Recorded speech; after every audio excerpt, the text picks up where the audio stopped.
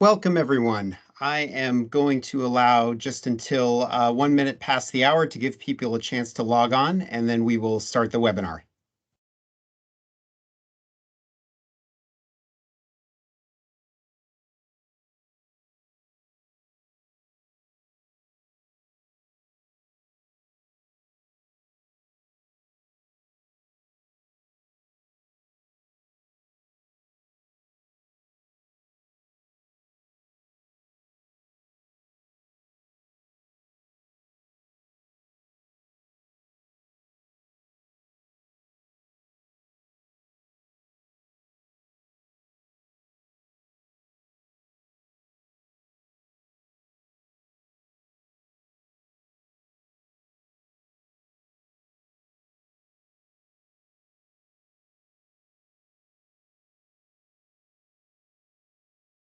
Okay, well, hello and welcome everyone from around the world joining us for Coalition for Rainforest Nations end of year webinar, Reflections on COP27 and What the Results Mean for Rainforests.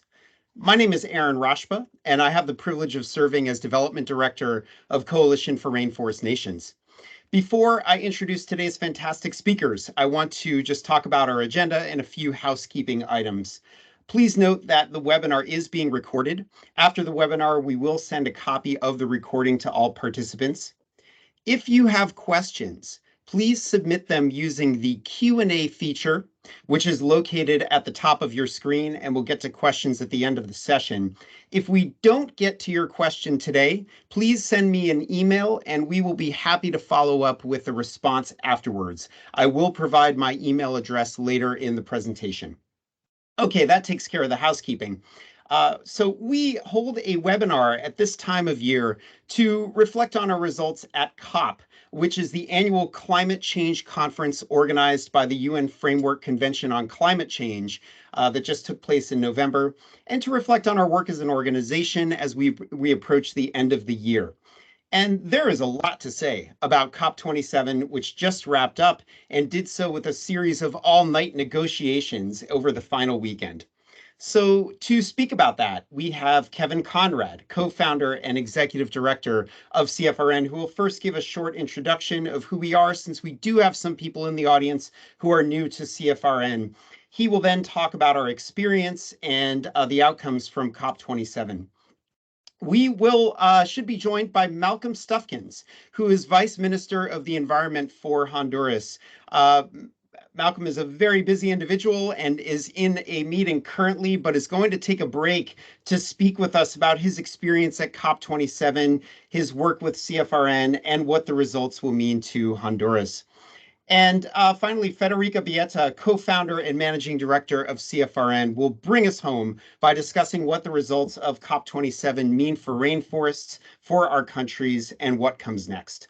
And after that, we will have some time for questions. So we, again, encourage you to add any questions you have using the Q&A feature found at the top of your screen.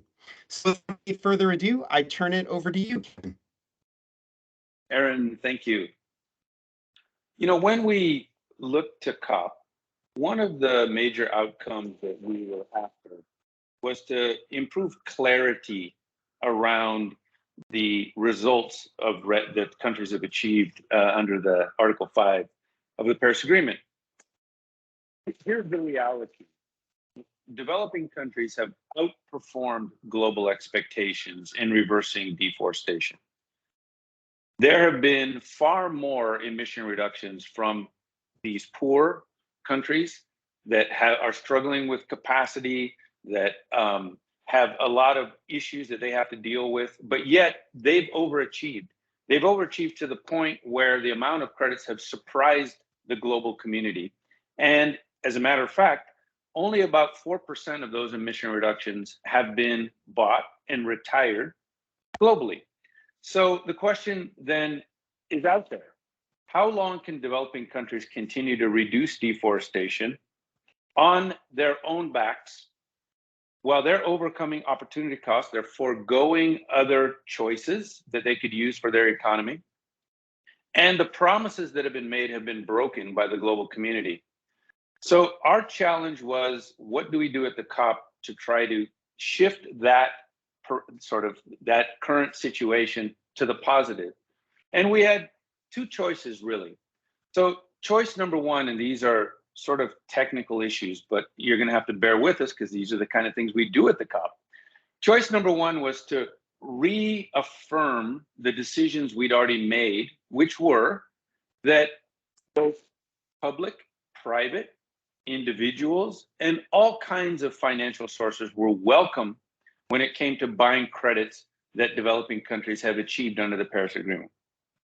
The second was sort of an arcane issue of, well, maybe we could create more demand if we move the ITMO date back to cover some of these pre-2021 credits. Now, that comes with some atmospheric integrity issues, meaning are we allowing countries to use earlier credits, as they've done for the CDM, to meet future commitments? And while we don't really support that for the CDM, our preference is not to do that for REDD+, but rather to create real demand for these credits. So our goal then was to ensure that the presidency text, this is the text that the Egyptian presidency issues, clearly highlighted that there was a call for everyone globally to support developing countries under Article 5 or the REDD+ mechanism, and to help pay for the emission reductions that they've achieved. So we fought very hard. Now, this is a negotiation, you have to remember. So you always start with things that you don't expect you're going to get, and then you try to settle on what is critically important for you. So you always start with everything, including the kitchen sink, and then you work your way back through 2 weeks of negotiation to the critical outcome that you want. And I'm happy to say we achieved that. So we were able to get in the presidency text a reaffirmation that forests are critical to keeping 1.5 alive. We were able to get decisions, and this is again over technical, in a COP and a CMA. So the COP is the convention, the CMA is the Paris Agreement. We wanted decisions in both of those bodies, and we wanted those decisions to be synergistic. So in order to be synergistic, we put in a footnote in each one of them that linked back to the key decisions that every country in the world has agreed to. So I'm giving you a little bit of technical background on how to read what are sometimes complex COP decisions, where to look, and where to understand sort of how we do this so that we end up with an outcome that we are interested to achieve. Now, to say that we achieved what we needed to achieve is oversimplistic. This was 2 weeks of hard work, and we're going to bring in Malcolm very quickly. Ministers and vice ministers and all negotiators had to push very hard. This is always an uphill battle. We had to bring in the Deputy Prime Minister of the Democratic Republic of Congo. Malcolm, the Deputy Minister, was also very active.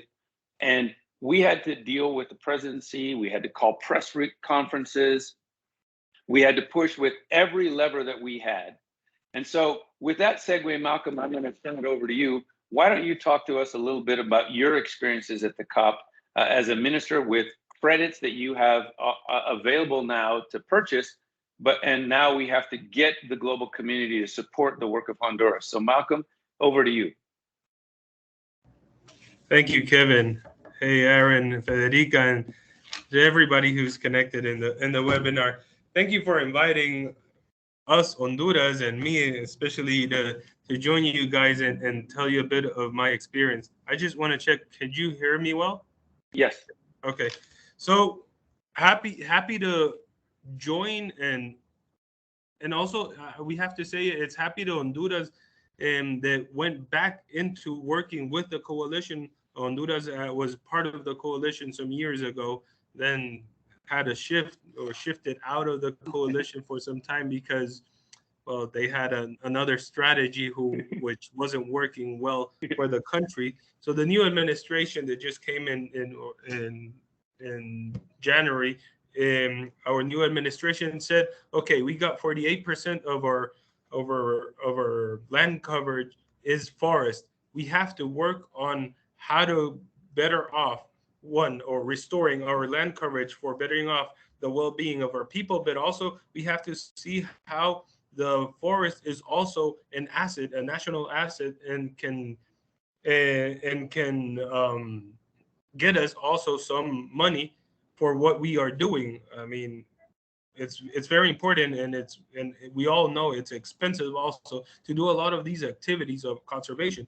So we started wondering around, like, what is the mechanism that we have to work with, or what should we be doing to really getting all this money, channelizing all this money into Honduras to keep working in adaptation, because adaptation is our priority, because we are not big emitters, green gas emitters. So how can we channelize all this money into bettering off our adaptation, being more resilient, and everything, and knowing that we have one of the big hearts of the forest of Mesoamerica. It's a biosfera Rio Plátano in La Mosquitia. So we have to see what what we can do.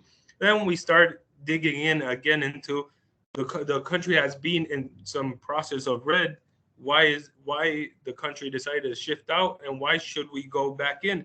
So we start analyzing what are they doing, or how do we join again to, or who could support us into managing also the carbon credits, and how to get some money or how to work in a mechanism to bring this in.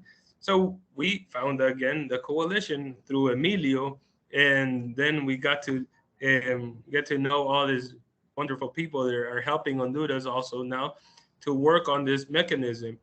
And one of the things that brought us into working back into the coalition is that for us also, it's not business as usual having a forest. It's really expensive having a forest. We are more than 70% of our population is in poverty. So it's not just that we can tell the people, don't chop down the forest, because people need to eat also. We have to give alternatives to the people. And having the forest is also for us an alternative for the development of our country, because we can take them more benefits for to the people, bettering off their livelihoods, or making them work in other livelihoods, which is not just deforestation or migratory agriculture, or livestock, just having bigger areas of livestock. So conservation, and my background's I'm a biologist, so we have to also give it a credit on conservation. All this this biodiversity that we have has also a cost. So it's not just a justification of, okay, Honduras has a big biodiversity, but also it has a cost. So that's why we started going into, let's work with RED again. Let's work with this mechanism of RED. And so we got really into working with RED again. We got the support of the coalition here. And then Honduras was known that we had already presented 2 reference levels in the past, but with a very low transparency. So that means also that our credits are not going to have this good value. So we said, okay, we should better off our transparency on our numbers, so we can really come out into the market and be more competitive.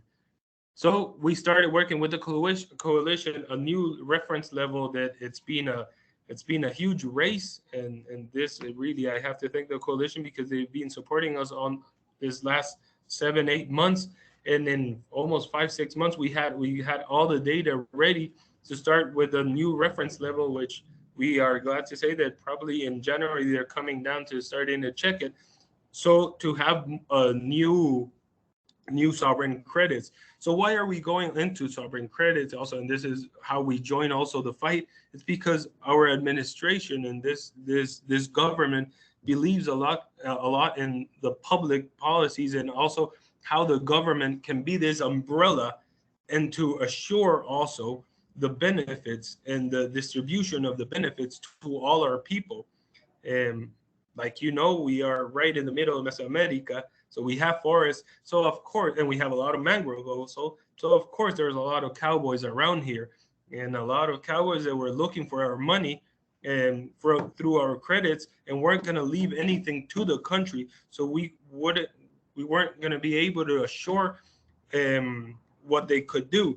So we started working on a side before the COP, also in a special law, so we could regulate also all these transactions. Then when we go to the COP, this just is like part of step by step going to the COP. Then when you go to the COP, we start analyzing what we're fighting with, or what are we fighting for, and what we are going to be fighting with also the coalition. And at the end, and well, the three paragraphs that Kevin just said about the text just come to back up what Honduras was putting or positioning in this new law, which is that Honduras, as the government of the state, or and this is comes back into the sovereignty, has to regulate and know who can also work with or do these transactions, and how we can assure also this equitable distribution of this money that's going to come also to help us develop this country. So we also prioritize from Honduras, we prioritize two big subjects: loss and damage. And of course, everybody knows about it. The scope was a lot about the new fund for loss and damage, which is one of the most vulnerable countries, Honduras. So we had to fight for that. And then the other one is these three texts, or three paragraphs that we got into the text, so we could also start thinking of the payment for the results that Honduras has. We have pre-2020 that was something that we were very happy also, that we were not going to lose all these credits that we have from pre-2020, and knowing that now also we can better off this new 5.5 or approximately 5.5 sovereign credits that we're going to be able to put out in the market also. So this fight, and of course the Honduras wouldn't have been able to do it on their own. Honduras wouldn't have been able to do it with the bloc, the negotiation bloc, which the last 5 to 6 years we were working with. It's ILAC. Honduras was able to do it side by side with a coalition, and this is something that we're happy to say it. And it's something also that it's not just it's something also that from the presidency of our country is glad to know that also we're looking for the sustainability of how to implement, and how we have to be investing in an environment. Just to why the sustainability. Honduras, although we're not big emitters of gases, Honduras is committed on environmental issues, is giving in $33 million annually to work on restoring watersheds. And of course, watershed is all the forest around it. But of course, we have to think on this sustainability. What happens when our government goes out, or what happens if there's a shift or another need? We have to assure that we could always be paying this 33 million, and why not more, to better off our sinks, our big forests, but also and better off all these employments, or green employment, like we want to call them, that can work in the rural area, and we can be helping always and helping towards this 1.5 that the internationally we're all committed to. So for us, COP27, this was my second COP. I gotta say that this was my second COP, and for us really, and it's not just because now I'm a deputy minister, that we were such a small group. So our delegation was only 12, but with huge results and with a clear future on how we can better off the well-being of our people. That this is a very important part, and also in bettering off, also in assuring a mechanism to implement activities on our forests. So this is, in very short words, what how happy this was for us. I have to say, probably Federica maybe is going to say, I changed, well, the coalition changed my flight at 3 a.m. in the morning because we had to stand for the fight. So that was part of also the how strong the commitment that Honduras had to fight for this mechanism, and assure that we can keep working on the sovereign credits. So thank you guys for the opportunity, and any questions, I'll be around. Thanks, Malcolm. Yeah, and I wanted to just get you in, so I didn't really talk to the close, and I'm going to do that and then turn it over to Fede. Unfortunately, what is so obvious, which is we have to reverse global deforestation to keep 1.5 alive. And those global forests lie with some of the countries with some of the highest poverty rates. And we can't expect people who are poor to sacrifice their future, their children, their education and health to keep trees for some rich people in some other country who've caused this problem. We have to help them with sustainable livelihoods. And that's so obvious if you actually think about it, but yet we had to struggle so hard. And as Malcolm said, our text just reaffirming that was not even secure until the very last night. And we didn't know if, you know, the bogeyman in this was the United States, which was trying to kick our text out. We didn't know if the Egyptians were going to be able to withstand US pressure to be silent on forests. And we didn't know that we could do that. And so Malcolm kindly changed his flight, was there to battle. It was 4 a.m. on one day after we were there fighting over the text, etc. And thankfully we got it done. But we went to the very final hour. So Malcolm, thanks for your help. Now, Fede, I don't know if you have any comments you want to talk about now, how this helps our countries.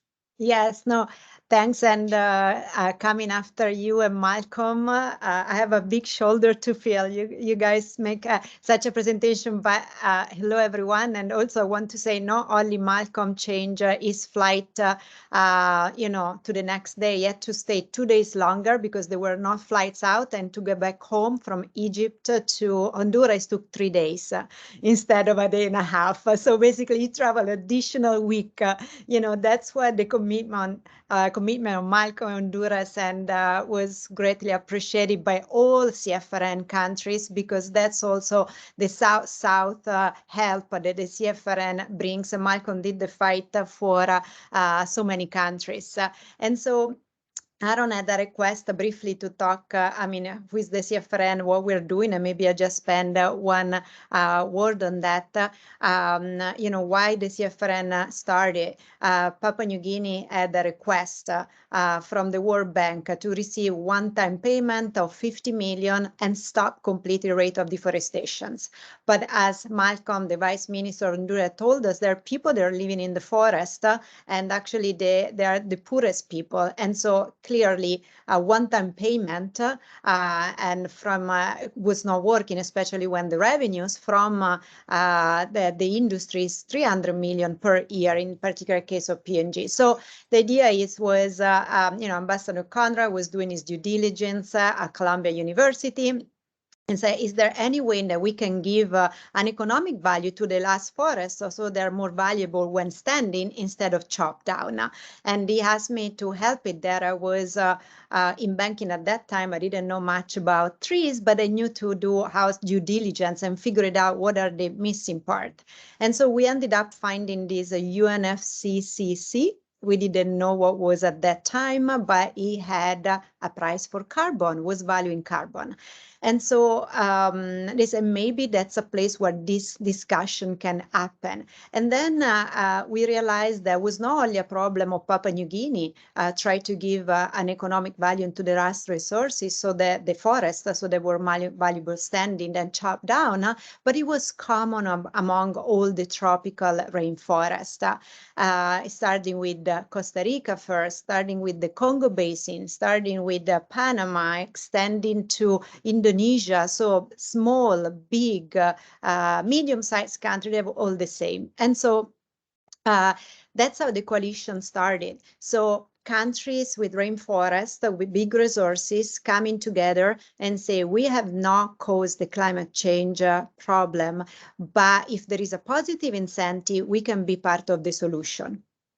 And that's how started the RED Plus. First was RED in 2005. It was opened agenda item into COP, and then through the discussion and became REDD. The second D was degradation. It was very important for countries that are not deforesting, but they're degrading their forest, mostly used for fuel wood, basic livewood, but very important. And then the plus was added in 2007 together with the degradation, because India came and say, hey, we're conserving our forest at the moment. We're not cutting, we're not degrading. It's important that there is a payment also for that. Otherwise, deforestation can just move from a country that doesn't have economic incentive. And so that was our REDD Plus was the name was started into the UNFCCC. And so, so the CFRN, what do we do, and what we do actually with the outcome that we received at COP27.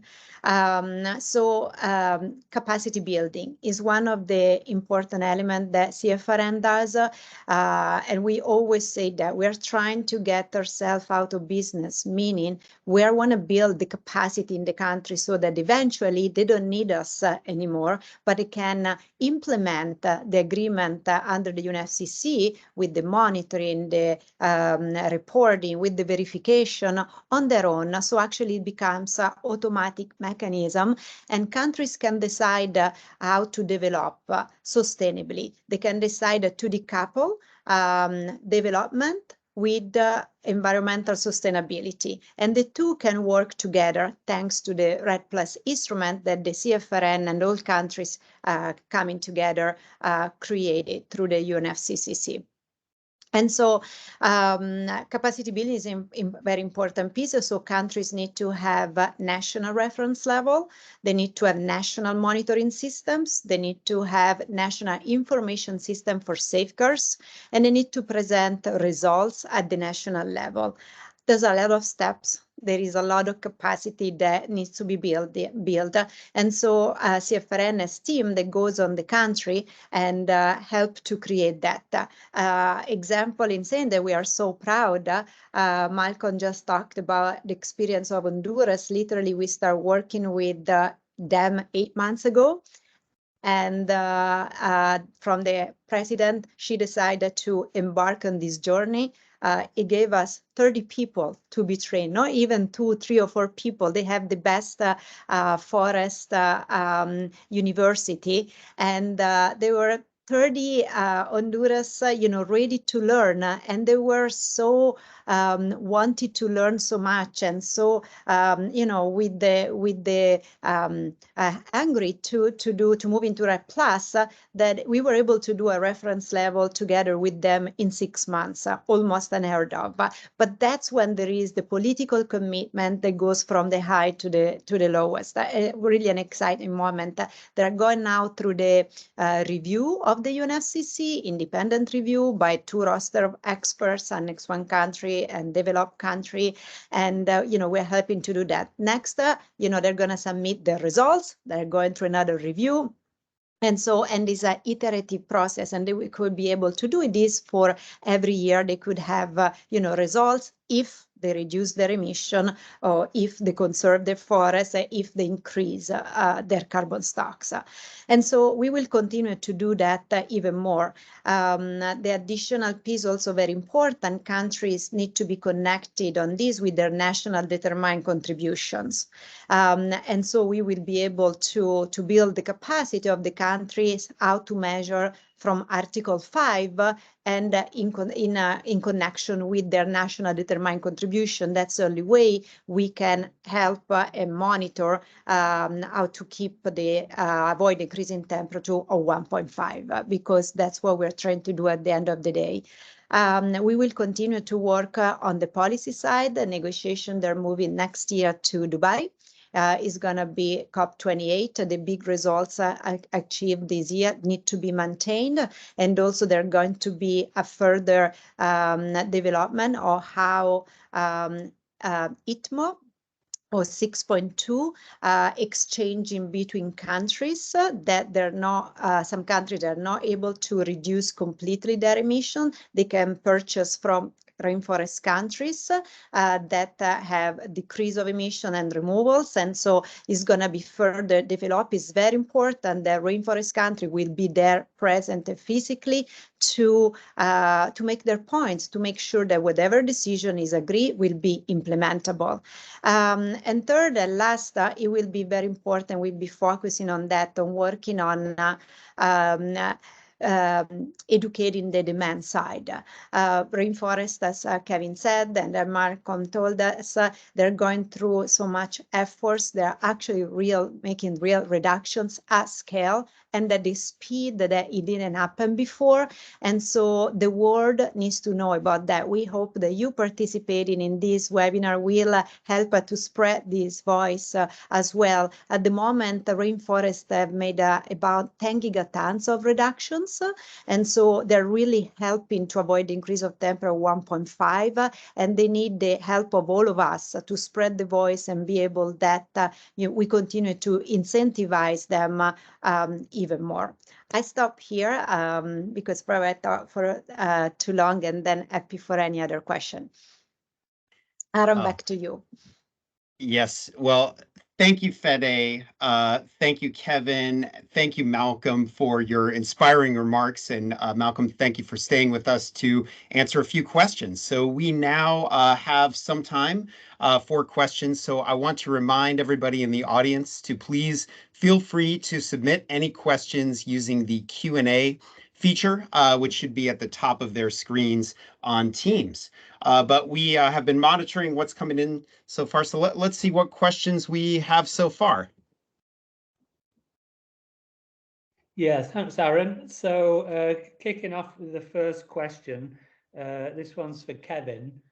You talked about the success of COP27 and the importance of the footnote that said that all types of finance is welcome, private, multilateral, bilateral. Can you just sort of say a little bit more about that and how finance can be brought to the countries and what those transactions can look like? Yeah, thanks, Mark. Let me answer that question from two lenses. One is, why isn't it flowing? And the other is, how do we ensure that it flows? The why isn't it flowing question, I think we need to be candid amongst ourselves about. And that is that there are a lot of quote unquote carbon middlemen out there with alternative standards that are not Paris compliant, that throw a lot of rocks at the Paris Agreement, say it goes too slow, say it doesn't make decisions, claim it doesn't have atmospheric integrity, there are no reviews, et cetera, when that is just pure misinformation. But it confuses people and it confuses the marketplace, which is exactly their strategy. So one of the things we were trying to do with this COP decision was to be clear that it had already been agreed that the private sector was welcome and individuals were welcome to participate in this. Now, the second question is, well, how do we make that happen? The CFRN has been working on financial tools where we allow individuals and companies to provide direct support for countries. So we have a RED Plus platform, which we're going to be expanding next year.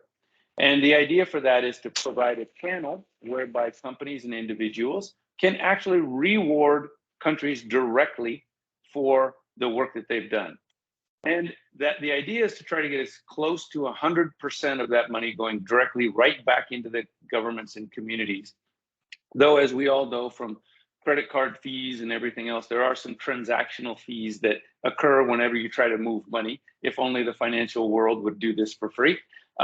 But the idea is to provide as much of that money as directly as possible to the source. What you find from a lot of the voluntary standards is middlemen are skimming off sometimes 90% of those revenues. When you buy project credits in the voluntary standards, very frequently, less than 10% of that money is going to the communities. Some are doing it a little better. They'll be hyping about their 20 or 30%. But the fact of the matter is this: if the money doesn't go to the problem, as directly as possible. We can't expect the problem to go away. We've got to invest in ecosystem services, Mark, and that's what the coalition is trying to help facilitate, is clear, transparent finance to the source to ensure that we can reverse deforestation globally. Great, that's great, Kevin. A question for Fede. Obviously, the history of the coalition is intertwined with the history of REDD+, the REDD+ mechanism, which you sort of created. So in addition to the negotiations at the COPs and the Paris Agreement, you mentioned a lot of the work through the year with capacity building. So as this is the sort of 2022 donor webinar, can you give everybody just a rough idea of which countries we've been helping this year and what you've been helping them to do with our team? Sure. We help about 15 to 20 countries to move through the different steps that are agreed under UNFCCC for them to have results based under the REDD+ of the UNFCCC. We work through the country of the Asia Pacific, Africa, and Latin America. We were in Latin America, so besides Honduras, we have been working with Belize, we have been working with St. Lucia, Dominican Republic, moving to Latin America, Suriname.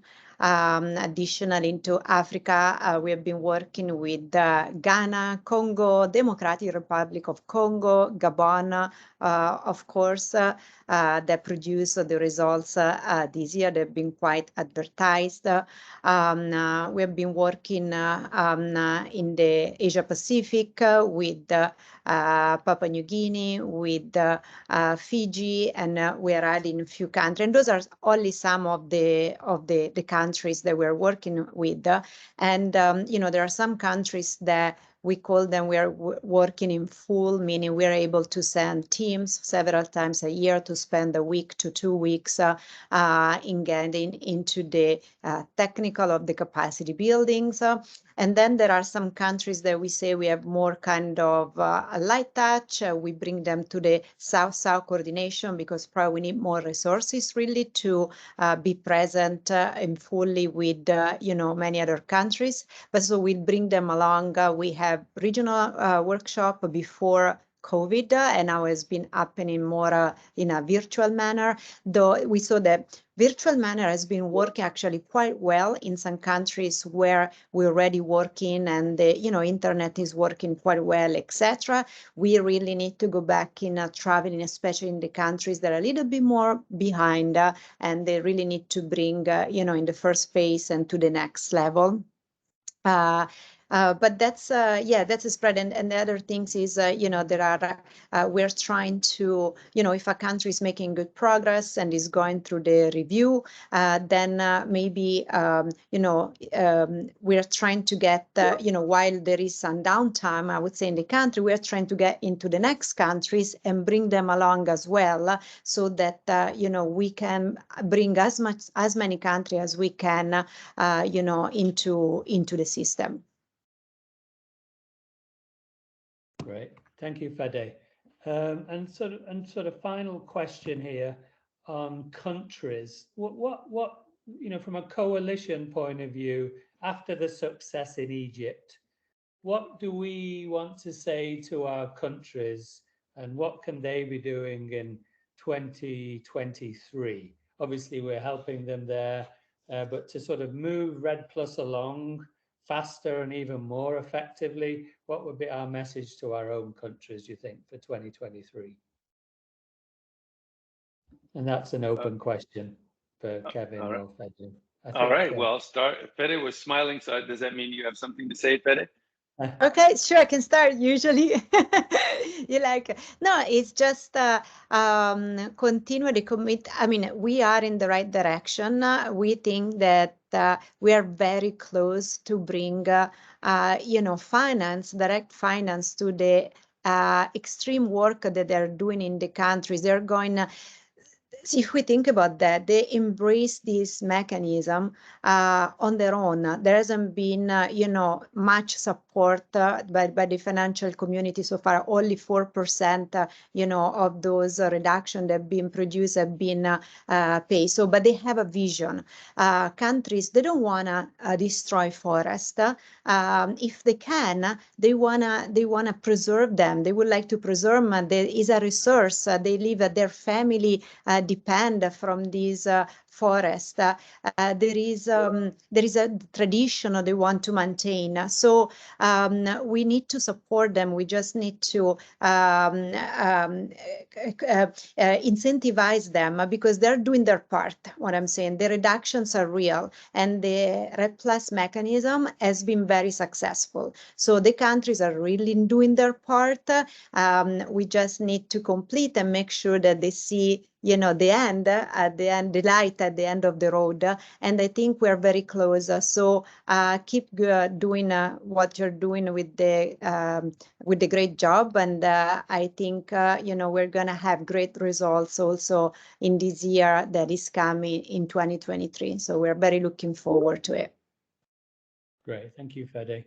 And Vice Minister, you mentioned your experience with CFRN and how dedicated CFRN is, including changing your ticket at 1 a.m. in the morning.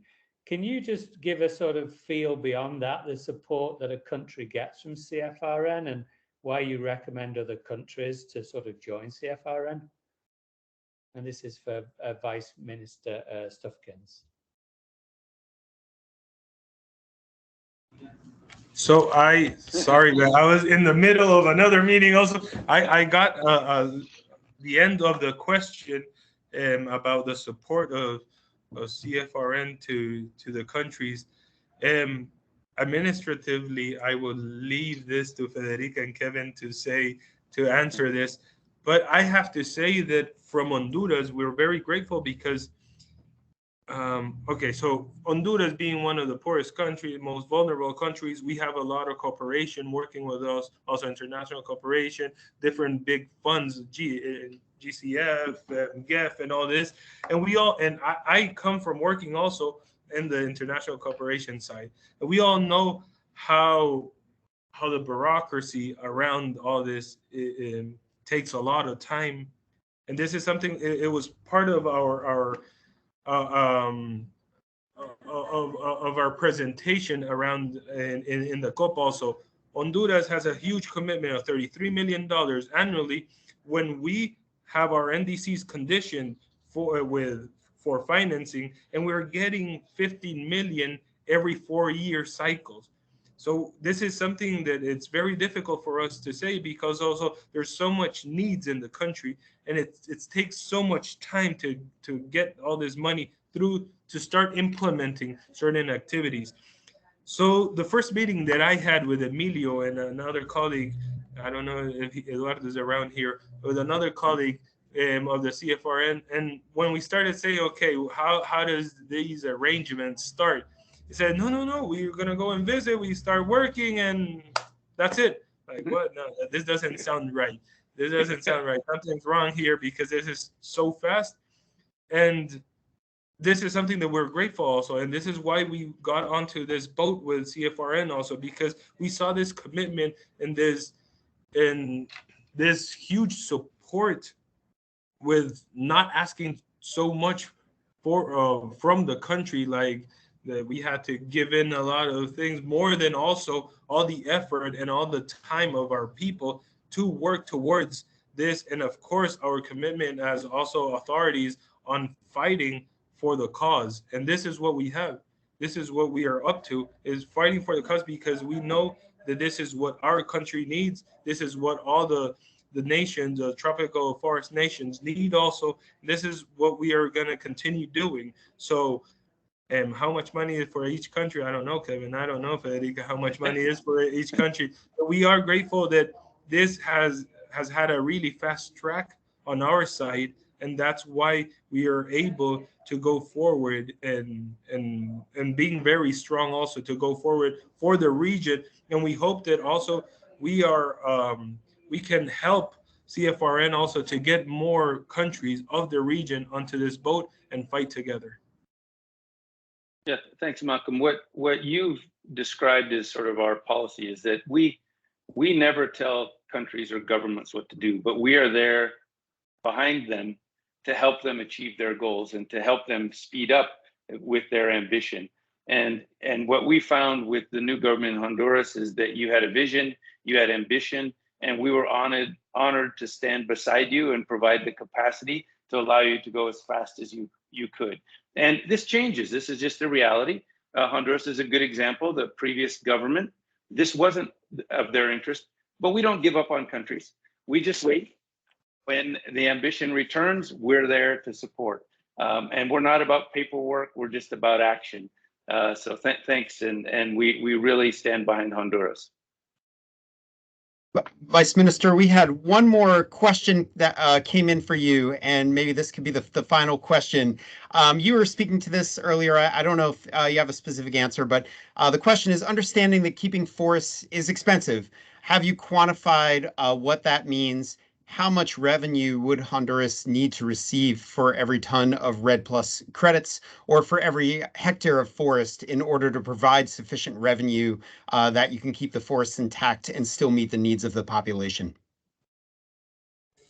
Ooh, that's a very difficult question. I couldn't say a figure or a number to say how much we really need to keep the forest standing.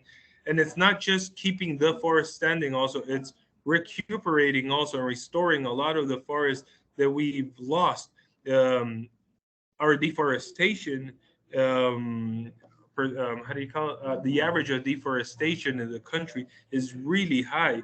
We were losing approximately 23 hectares a year. So it's not just what we still have, because if not, that it's too little. We have to start restoring also. So I can't say exactly how much money that will be. I know that we don't right now. We don't have the enough money to implement all the activities that we need to do. That's why for us, this program, Padre Andres Tamayo, with $33 million is like a huge relief, which what we're doing is working towards restoring. We're working with the armed forces. Also, 10% of Honduran armed forces is working in protecting the forest and the ecosystems, and also working towards also and employment, green employment, so we can restore all this area. So I will, to the next webinar, probably maybe I could have more, a better figure of that. But we need because if I wouldn't want only to quantify how much is per hectare, because I mean that number we can have it, but also what we're doing is analyzing also all the area we can restore. Our NDC says that we have to restore 1.3 million hectares. It's a very ambitious NDC, yes. It's debate. It has a debate on how we establish that 1.3, how the last government established that 1.3. But it's politically we are committed to go towards that 1.3. And of course, this is not just talking. This is managing also and assuring there's huge sinks of the forest that we already have, but assuring also to better off all the new forest, new ecosystem, and also working with food security also, because this is a huge it's a huge issue in Honduras also. So it's working with agroforestry also, hand to hand in agroforestry, so we can assure the carbon sinks, but at the same time also assure the food security. So I'm not going to be able to tell you a figure, but we need a lot of support to work towards bettering off our forest. And of course, and this is something we say also, forest is an alternative for the development of this country, and that's why we're going to keep working on it. Yeah, and Malcolm, in fairness, you haven't even been in government a year, so to have all the numbers, to have all of that done in the first year would be shocking. I haven't met any government that's been able to complete all of those analytics in the first year. The fact of the matter, though, is we'll help you with looking at the drivers, what is causing deforestation. We then look at the economic activity and the returns that those proponents are earning. And then basically you have to value the ecosystem service above those, what I call market failure services, which are destroying forests. And we'll help you with all of that and come up with a number that allows you to address each one of those opportunity costs in a manner that you can still develop, but develop in a sustainable way without the destruction of your forest resources. Yes. Well, thank you, Mr. Stufkins. You've spoken very well to why what we do is so important. Thank you, Kevin. Thank you, Federica, for, again, speaking so eloquently about the coalition. And thanks so much to all of you for being here today. We have many donors to CFRN who are in the audience, and I just want to say how much we appreciate your generosity. CFRN is an organization that gets the vast majority of its support from individual donors, from people who care about protecting rainforests, people who care about the climate crisis, people who want to support the leading conservation work being done by rainforest nations like Honduras. If you have not yet made your annual gift to CFRN, or if you are not yet a donor, please consider making a gift today. You can visit the giving page of our website, which should be shown here from my slide. If you'd like to make a one-time donation, or if you'd like to become a monthly donor, there's also information about how to make other types of gifts, such as stock donations. And please stay in touch with the coalition. Shown here on the slide is where you can sign up for our mailing list. We will send you a really well done monthly newsletter for the latest information on CFRN. You can also find and follow us on all social media channels. And finally, here is my email address. If you have any question that we did not cover today, if you want to ask about anything else, please feel free to contact me. So that's it. Thanks again, everybody, and hope everyone has a wonderful, healthy holiday season. Take care. Thank you. Thank you, everyone. Thanks, Bye-bye. everyone. Bye. Thank you. Bye-bye.